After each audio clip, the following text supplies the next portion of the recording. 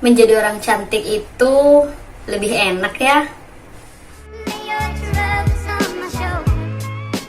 Halo, kali ini aku pengen bahas soal cantik. Siapa sih di dunia ini yang gak ingin terlihat cantik? Sudah menjadi fitrah manusia, sangat mencintai yang namanya keindahan, kecantikan, bahkan kesucian. Tapi bisa saja kecantikan menjadi sebuah kutukan. Kalau kita mendengar kata cantik, yang muncul dalam pikiran kita mungkin adalah buku Naomi Wolf yang terkenal dengan judulnya Mitos Kecantikan, atau buku karya Eka Kurniawan Cantik Itu Luka, atau nih yang lagi trending soal isu beauty privilege atau berkah kecantikan. Banyak orang menganggap kalau menjadi cantik itu mendatangkan keberkahan. Dia jadi memiliki kesempatan yang jauh lebih besar dibandingkan orang yang tidak cantik. Tapi pertanyaannya, indikator cantik itu seperti apa sih? Kalau kita berbicara soal indikator cantik, Naomi Wolf sudah menyebutkannya dalam Mitos Kecantikan bahwa pada tahun 1990-an itu ada yang namanya Professional Beauty Qualification. Jadi ada kualifikasi tertentu yang harus dimiliki oleh perempuan agar ia dibilang cantik. Dia harus berkulit putih, dia harus memiliki hidung yang mancung, dia harus berambut panjang dan hitam, dan juga memiliki tubuh yang tinggi semampai serta berat badan yang ideal. Naomi Wolf sejak tahun 90-an sudah menolak terhadap standar kecantikan ini karena dia menganggapnya bahwa standar kecantikan ini justru mematikan kreativitas perempuan dan kecintaan perempuan terhadap dirinya sendiri. Dan karena indikator kecantikan ini, tidak semua perempuan memiliki kesempatan yang sama untuk mengembangkan bakat dan minat mereka dalam dunia karir atau dunia kerja. Salah satu contohnya, setiap ada lowongan pekerjaan, biasanya kita punya substansi tertentu. Misal kita punya keahlian public speaking, tetapi dalam lowongan kerja itu kriterianya harus memiliki tinggi badan sekian, berat badan sekian. Nah, diskriminasi kecantikan ini yang kemudian menjadikan perempuan memiliki kendala untuk mendaftar di lowongan pekerjaan tersebut. Ada juga nih teman-teman yang pengen daftar duta, entah itu duta kampus, duta pemuda, duta genre, atau kacang ceping ya kalau di Madura. Itu banyak yang tidak bisa mendaftar hanya karena dia didiskriminasi secara genetik. Dia tidak memiliki tinggi 150 ke atas atau berat badan yang bagi orang-orang adalah ideal. Adanya standar ini yang kemudian banyak perempuan mengejar kecantikan untuk mendapatkan kesempatan yang sama seperti perempuan lainnya. Makanya banyak perempuan yang memprioritaskan kegiatan mereka terhadap suatu hal yang bisa membuat mereka cantik. Misalkan sering perawatan, terus menghabiskan banyak uang untuk membeli skincare, dan selalu mencoba brand-brand terbaru yang bisa menjanjikan kulit putih dan mulus serta glowing. Ternyata hal ini membawa persepsi yang berbeda bahwa orang-orang yang cantik itu memiliki kecenderungan sebagai seorang yang bodoh karena orang menganggap bahwa dia lebih memprioritaskan terhadap tubuhnya dibandingkan kepada otaknya.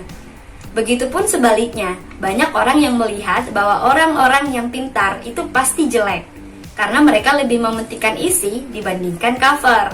Akhirnya nih, perempuan-perempuan yang cantik harus punya effort yang lebih atau usaha lebih untuk membuktikan bahwa dirinya itu tidak hanya sekedar cantik, tapi juga memiliki kemampuan dan talenta. Tapi hari ini, melihatnya bahwa kecantikan itu mulai bergeser. Salah satunya nih, tokoh perempuan terkenal yaitu Mbak Najwa Shihab yang mengkampanyekan bahwa semua perempuan itu cantik, bahwa tidak ada standar apapun yang menjadikan perempuan terbatas untuk menyebut dirinya cantik. Entah itu berkulit putih atau hitam, berkulit mulus atau jerawatan, berhidung mancung atau pesek, berambut pendek atau panjang. Semua adalah cantik dengan kepribadian yang baik. Kalau kita menyebutnya inner beauty ya, bahwa seseorang yang cantik itu bukan hanya dari luar, tapi dari dalam. kita akhirnya memiliki dua perspektif cantik, yakni cantik secara fisik, kemudian cantik juga secara kepribadian. Dua perspektif kecantikan ini terbentuk dari kultur masyarakat kita. Jadi, professional beauty qualification itu sebenarnya dipengaruhi oleh bagaimana masyarakat berpikir. Professional beauty qualification di masyarakat ini terbentuk tidak instan. Dia dipengaruhi oleh banyak faktor. Faktor ekonomi, ya salah satunya tadi ada kualifikasi tertentu atau pekerjaan tertentu yang memang membutuhkan seseorang yang berpenampilan menarik.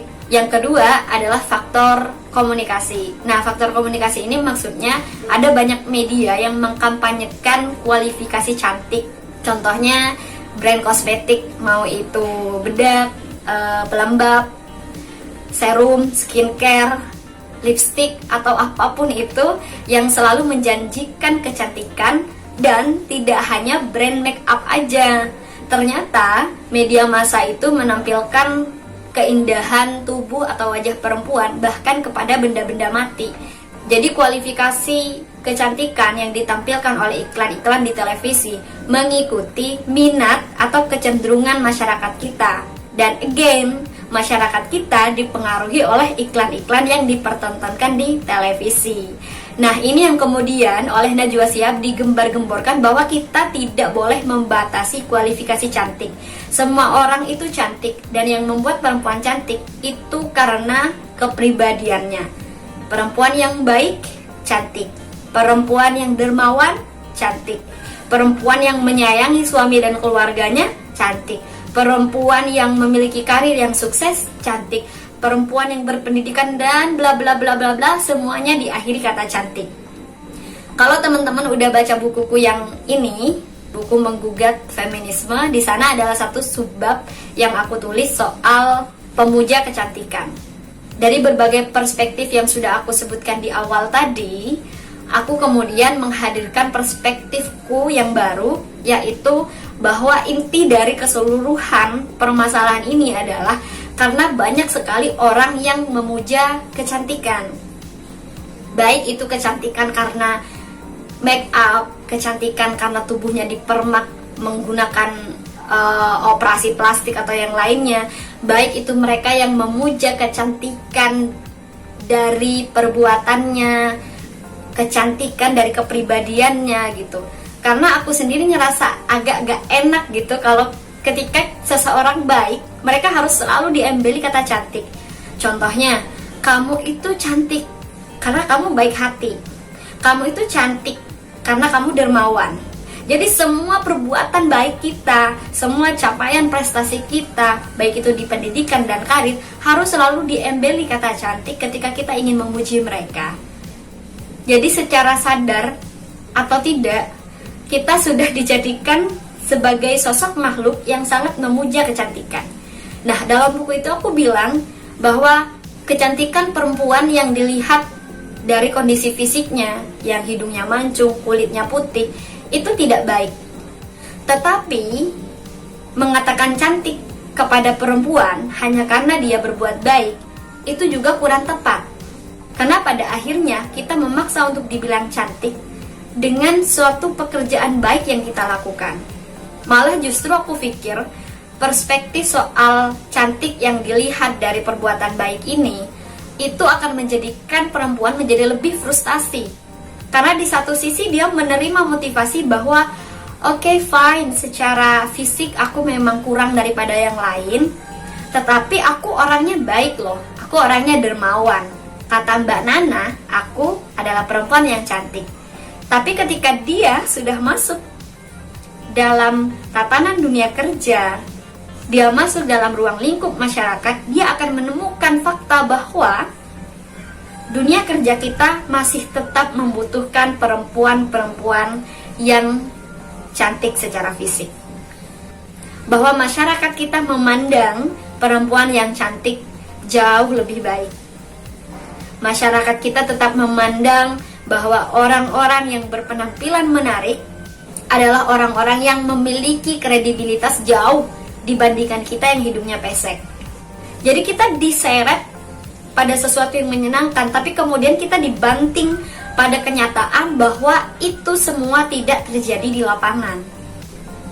Makanya dalam buku itu aku tulis bahwa stop untuk memuja kecantikan. Karena nilai kita itu tidak pernah diukur oleh seberapa cantik kita.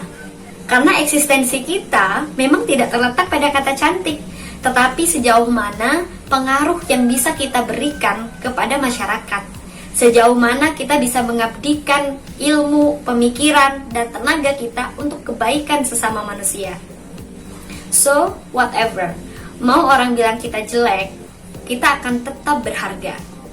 Dan kita tidak punya masalah, karena kita memang tidak ingin dan tidak harus dibilang cantik.